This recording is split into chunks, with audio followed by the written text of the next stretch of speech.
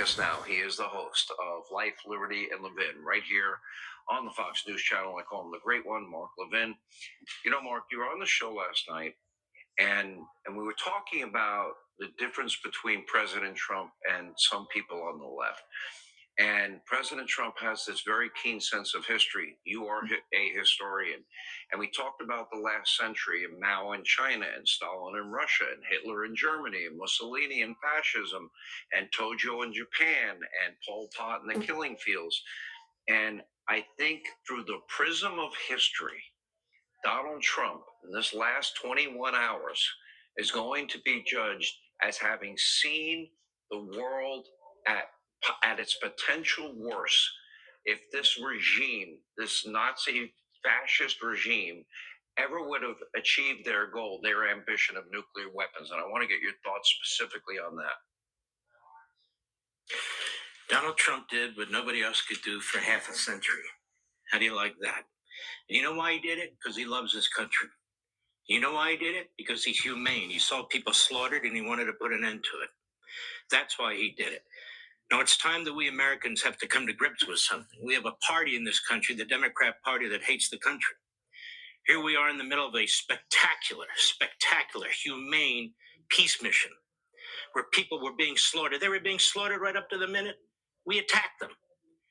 We've been talking about it. They've slaughtered our soldiers. They've slaughtered our citizens, our embassy personnel. They come into our country and try and assassinate people. They're the biggest promoters of terrorism. And the Democrats immediately, knee-jerk, they defend the terrorists, like they defend the illegal aliens and the criminals. There's something wrong with that party, that at a time we should be celebrating the most spectacular military act I've ever seen. Khomeini's gone in 20 hours, while their president, Biden, was funding the Iranians billions of dollars, while Obama was paving the way for them to have nuclear weapons. Donald Trump loves this country. He knows right from wrong. And we've had a real psyop going on in this country for 10 years against this man, where they try and pretend he's the authoritarian. He's the dictator. No, they are. They talk about the War Powers Act of 1973. Anybody who is a serious constitutional lawyer knows that act is unconstitutional. I see all these lawyers writing these pieces like they're smart. They're dumb. And every administration, Republican and Democrat, has questioned it. But they haven't brought it to the Supreme Court because neither the Congress or the president wants a resolution. When you have Schumer, who's basically sliding and walking and weaving, all of a sudden he's excited because he can cripple our armed forces in the middle of a war that they're winning. That's what Schumer's doing. Schumer, who supported the Obama nuclear plan, and they would have nuclear weapons today. That's Schumer. Then I see these other people say, Trump hasn't made the case. Trump hasn't made the case. He made the case in 8 minutes. Overwhelming. But why do we need anybody to make the case? Do you have eyes? Do you have ears? Are you an American citizen? Do you know what this regime's been doing? Do you know what it's done to our soldiers? Do you know what it's done to our citizens? You know, we have people without limbs, without faces, without eyes as a result of that regime. What do you mean we haven't made the case? Are you really that stupid? And I think they are. But that party hates this country. I love when they wave around the Constitution. They hate the Constitution. They use it to attack it. They believe that illegal aliens are citizens.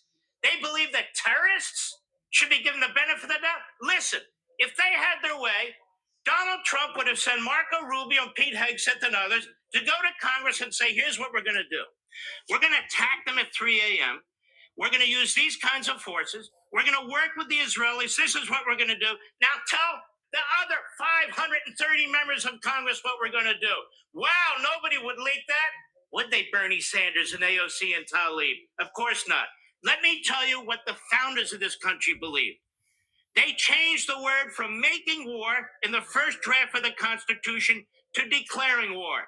They specifically took that out because they don't want the Chuck Schumers of the world making decisions. The only person in Washington, D.C. who's elected by all the people, other than the vice president, is the president of the United States. Chuck Schumer's elected from New York. Bernie Sanders is elected from Vermont.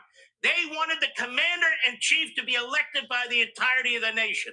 And they're even talking about impeaching him if they take the House of Representatives. Ladies and gentlemen, we have an enemy within, and it is the Democrat Party.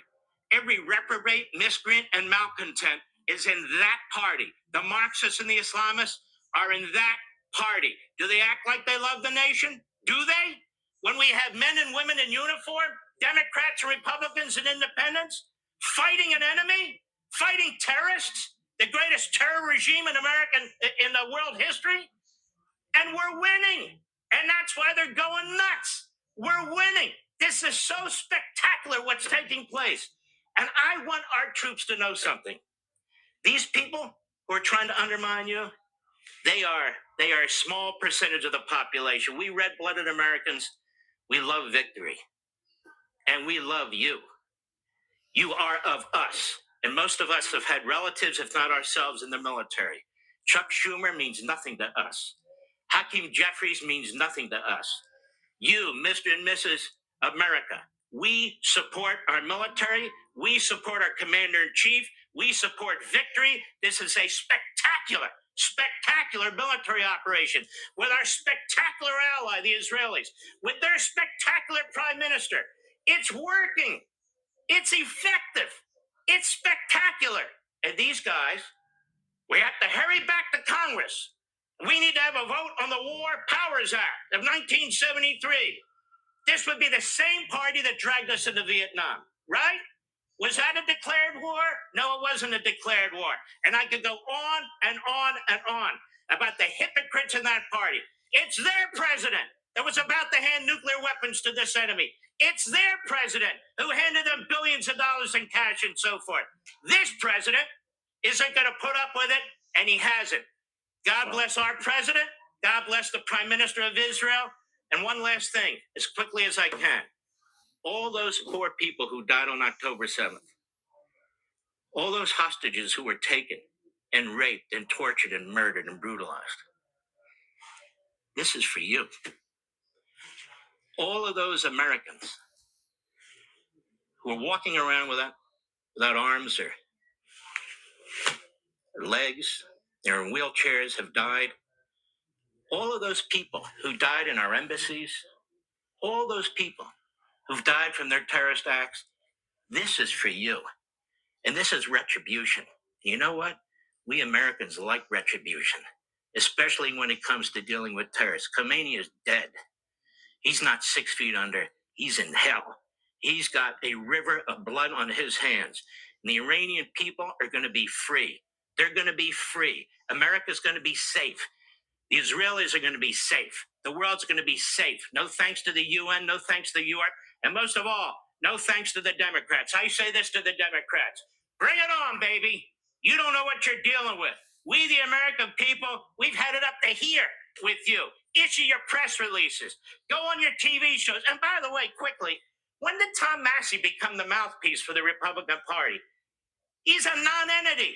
He's a radical libertarian. I keep hearing, Tom Massey says, Tom Massey says. I don't give a damn what Tom Massey has to say. He doesn't represent me.